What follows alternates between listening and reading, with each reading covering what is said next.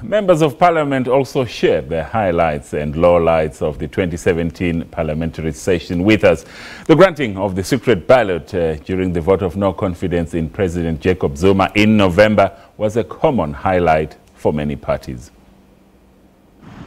Key legislation, the ESCOM inquiry and the SABC ad hoc committee were all some of the highlights for political parties this year. There have also been quite a number of reports that have come before Parliament. One of those reports, in the form of introducing a bill, is improving the powers of the Auditor General, so that we can't have people who use money fruitlessly and wastefully, but the Auditor General has no power to intervene decisively on these matters.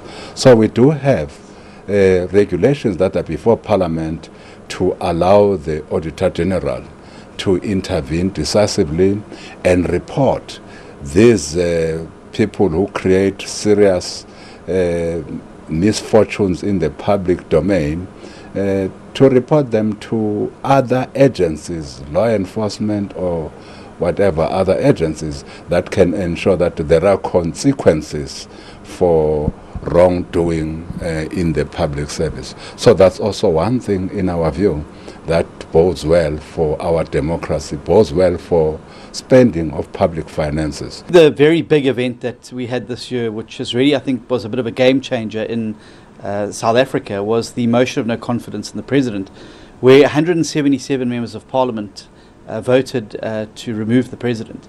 It's the first motion of no confidence in post-democratic South Africa where a sizable chunk of voters from the ANC government benches voted against their own sitting president.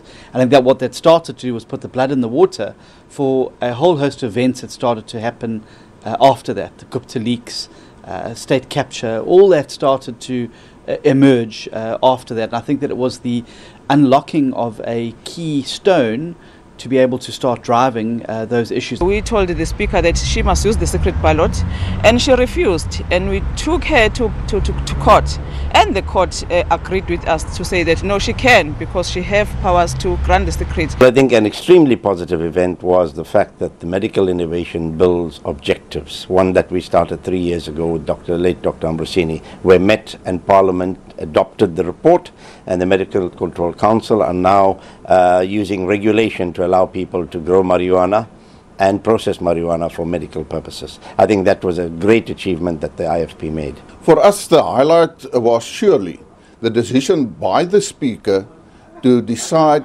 that the motion of no confidence and the voting thereof should be in secret. Remember that the court said that she has the discretion to do so, and she took the right decision.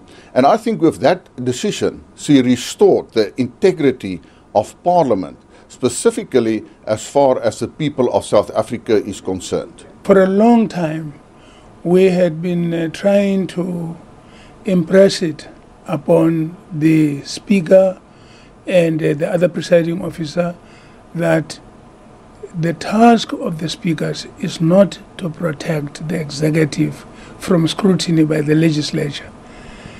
And linked to that, that when it came to the question of voting on what is the right thing or not the right thing, it's important to protect the right of the members to follow their own consciences, because when they take the oath of office, they do so guided by their own consciences, and they swear allegiance to the Constitution of the Republic.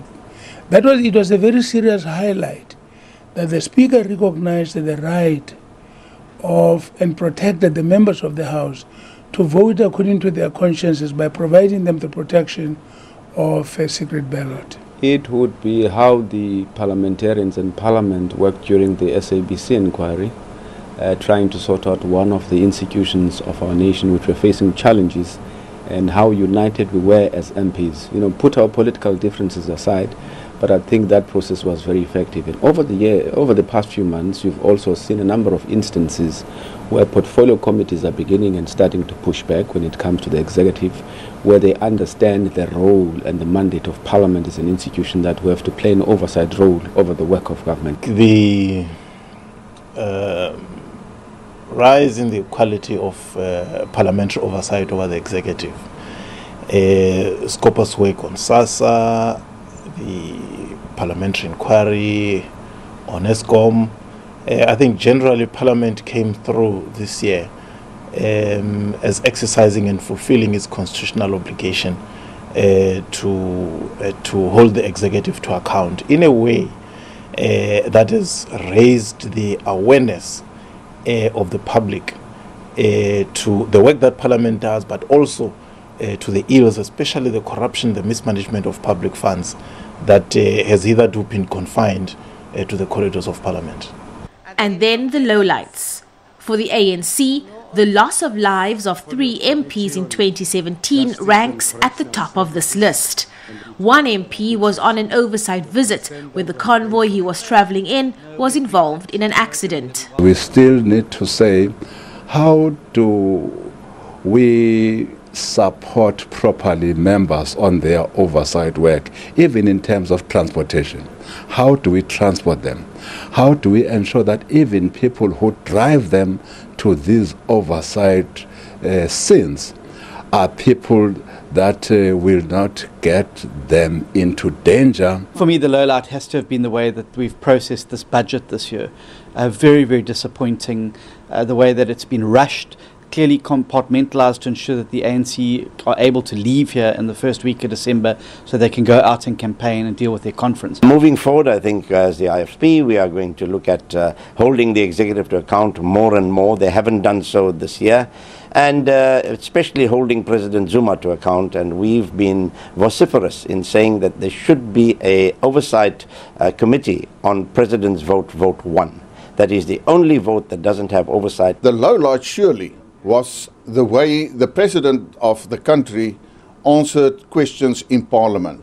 He has only 4 occasions in Parliament where he can account to Parliament by means of answering questions. He did not answer the questions. In fact, he laughed on certain issues, and that is disrespectful, not only towards Parliament, but also towards the people of South Africa. The worst thing that happened for us was to have the CEO of acting CEO of ESCOM to resign and overnight be elevated to a member of the legislature, and then shortly thereafter to then be withdrawn, and then we are told that no, this person never actually retired, and then at the same time return this person to the ESCOM, which is a public-owned enterprise, and with a reward of some 30 million rand.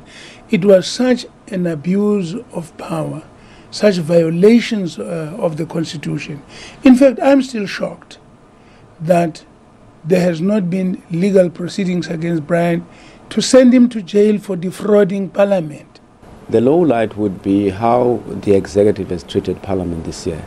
And what is happening, obviously, the factional battles in the African National Congress, which tend to affect at times the effectiveness of Parliament as an institution and the portfolio committee work. For instance, in some instances, what you find is that a portfolio committee would make recommendations. Those recommendations would only be taken seriously by a member of the executive if that chairperson happens to be in the same faction as the member of the executive. The worst thing that is often associated with this Parliament, it is the shouting, the insults, the gross disorder, and the general disregard for the decorum of the House, from time to time.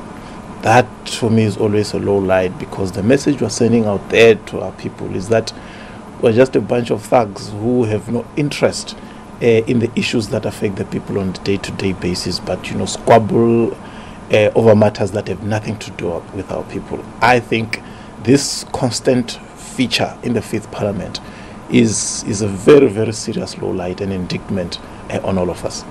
Parliament officially reopens on the 8th of February when the President delivers his State of the Nation address. But there will be committee sitting before then, including SCOPA, as well as the Public Enterprises Committee dealing with ESCOM. Abra Barbia, SABC News, Parliament.